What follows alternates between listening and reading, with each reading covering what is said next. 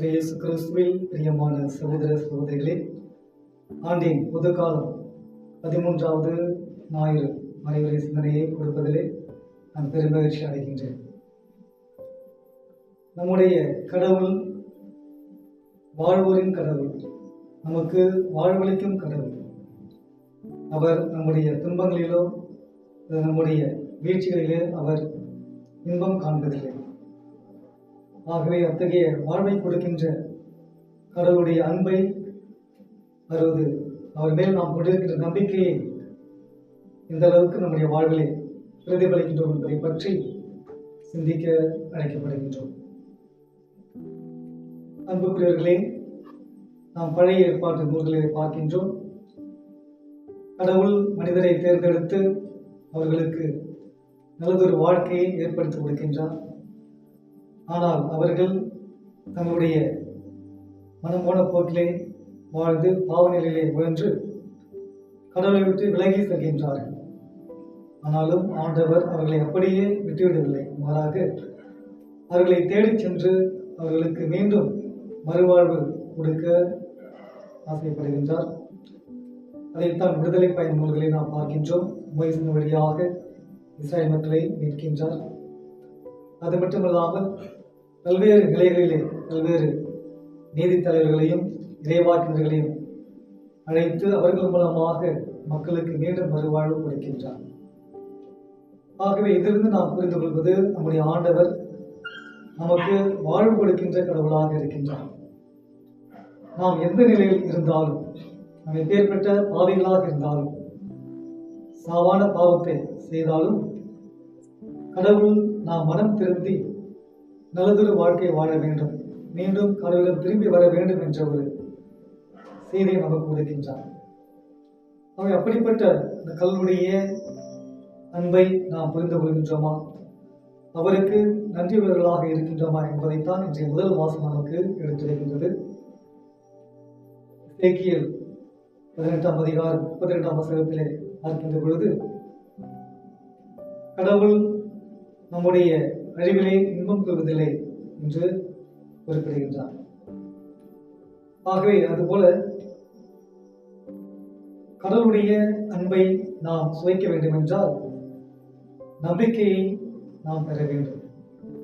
குறிப்பாக கடவுள் மீது நாம் கொண்டிருக்கின்ற நம்பிக்கையை சற்று சிந்தித்து பார்க்க வேண்டும். சாதாரணமாக நாம் ஒருவர் மீது நம்பிக்கை வைத்தால்தான் நாம் அவரோடு நல்ல உறவோடு வாழ முடியும். நம்பிக்கை இல்லாமல் சந்தேகம், பயம், இது போன்ற எதிர்மறை எண்ணங்கள் கொண்டிருந்தால் நம்முடைய வாழ்வு ஒரு பாரமாக மாறிவிடும். அப்படிப்பட்ட சூழ்நிலையிலே முதலில் நாம் இறைவன் மீது நம்பிக்கை வைக்க வேண்டும்.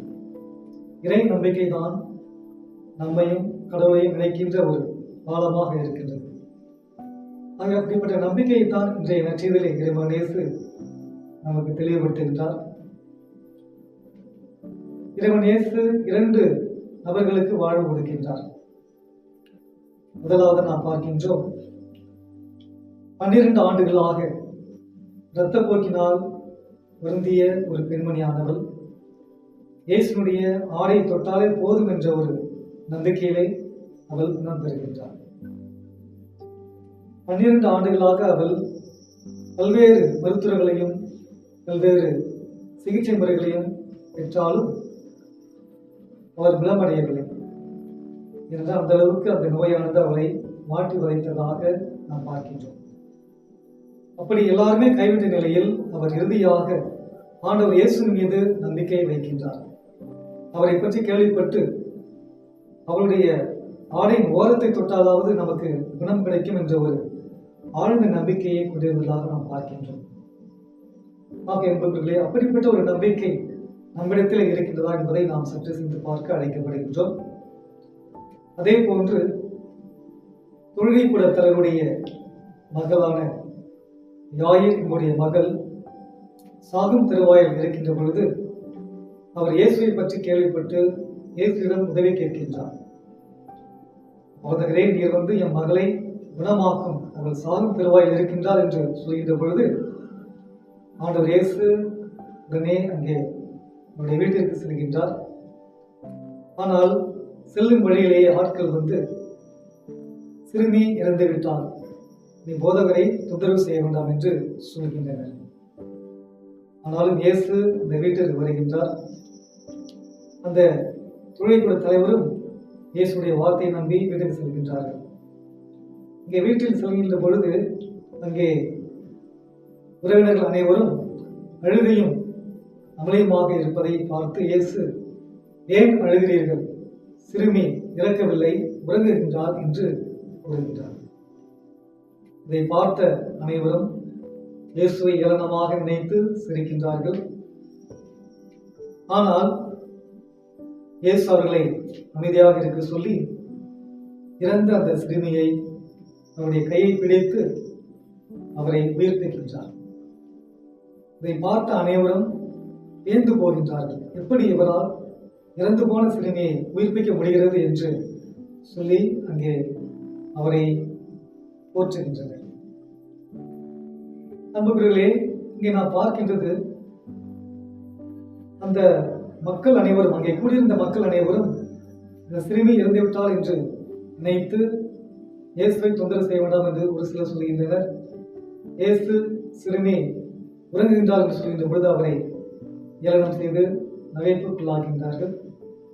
ஆனால் அந்த சிறுமியினுடைய தந்தையானவர் அந்த சிறுமி உயிர் பெற்று எழுவார் என்ற ஒரு நம்பிக்கையை இயேசு மீது வைக்கின்றார். ஏனென்றால் இயேசு பல புதுமைகளை செய்திருக்கிறார் என்பதை அவர் கேள்விப்பட்டிருக்கின்றார். ஆகவே இயேசுவின் மீது முழு நம்பிக்கை வைத்து அந்த சிறுமியை உயிர் பெற்று எழுவதற்கு காரணம் அந்த தந்தையுடைய நம்பிக்கையும் ஒன்றுதான். ஆகவே அன்புக்குரியவர்களே, நம்முடைய வாழ்க்கையிலே இப்படிப்பட்ட ஒரு நம்பிக்கை நம்மிடத்தில் இருக்கின்றதா? குறிப்பாக ஆண்டவரிடத்திலே, தந்தை கடவுளிடத்திலே நம்முடைய நம்பிக்கையை நாம் எப்படி வைத்திருக்கின்றோம்?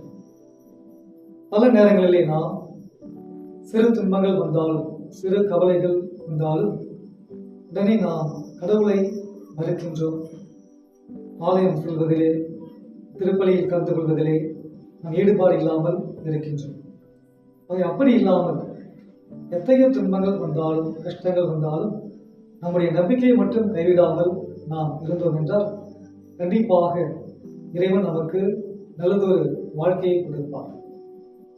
அதைத்தான் அனைத்து நற்செய்திகளும் விவிலியங்களும் பழைய ஏற்பாட்டிலும் சரி, புதிய ஏற்பாட்டிலும் சரி நமக்கு தெளிவுபடுத்துகின்றது. ஆகவே நாம் நல்வாழ்வை அடைய வேண்டும், நல்வாழ்வு பெற வேண்டும், நம்முடைய வாழ்வு சிறப்பானதாக இருக்க வேண்டும் என்றுதான் ஆண்டவர் விரும்புகிறாரே தவிர நாம் பாவம் செய்தால் நமக்கு தண்டனை கிடைக்க வேண்டும் என்று அவர் ஒருபோதும் நினைக்கவில்லை. ஆகிய அன்புக்குரியவர்களே, நாம் இந்த வளமான வாழ்வை வாழ்வதற்கு தடையாக இருக்கின்ற அனைத்து பாவங்களையும் நாம் நீக்க வேண்டும். குறிப்பாக இறப்பை பற்றி நாம் சிந்திக்கின்ற பொழுது, இந்த இறப்பு என்பது வெறும் உடல் சார்ந்த இறப்பு மட்டும் கிடையாது. மாறாக நம்முடைய மனதளவிலே, நம்முடைய ஆன்மா அளவிலே நாம் இறந்தவர்களாக மாறுகிறோம். எப்பொழுது என்றால், நாம் கடவுளுக்கு எதிராகவும் நம்முடைய சகோதர சகோதரிக்கு எதிராக பாவம் செய்கின்ற பொழுது நாம் இறந்தவர்கள் போல ஆகின்றோம். ஆகவே அப்படிப்பட்ட ஒரு நிலையிலே நாம் வாழாமல், அப்படி ஒரு நிலை வந்தாலும் அந்த பாவனிலிருந்து நாம் மீண்டு வருகின்ற பொழுது நாம் ஆண்டவரிடத்திலே உயிர் பெற்று எழுகின்றோம். ஆகவே இப்படிப்பட்ட ஒரு இந்த மேலான வாழ்வை இறைவன் நமக்கு கொடுக்கின்றார்.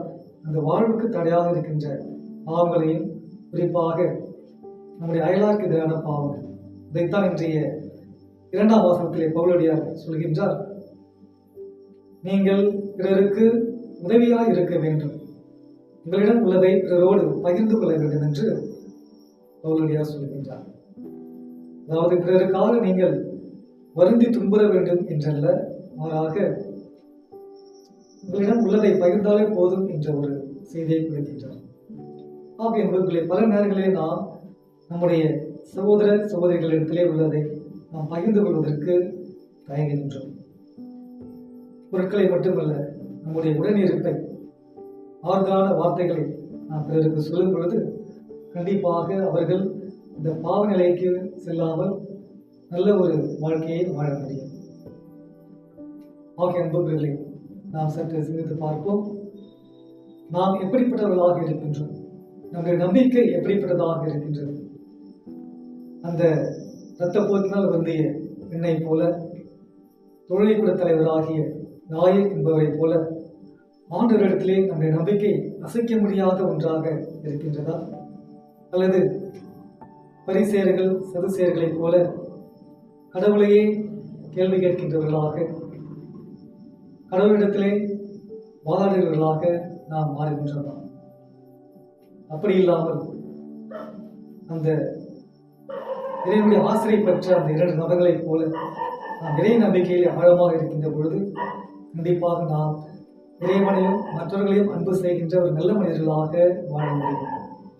அப்படி இல்லாமல் கடவுளை மறந்தவர்களாக, அயலாரை அன்பு செய்வர்களாக நாம் வாழும்பொழுது நம்முடைய வாழ்க்கை அர்த்தமற்றதாக பாவ நிலையிலே வாழ்கின்ற ஒரு நிலையிலே இருக்கின்றவர்களாக நாம் இருந்தோம்.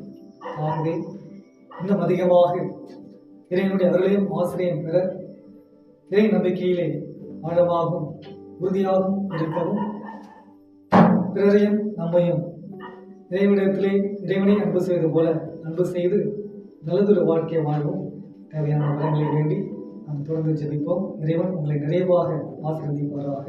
ஆமென்.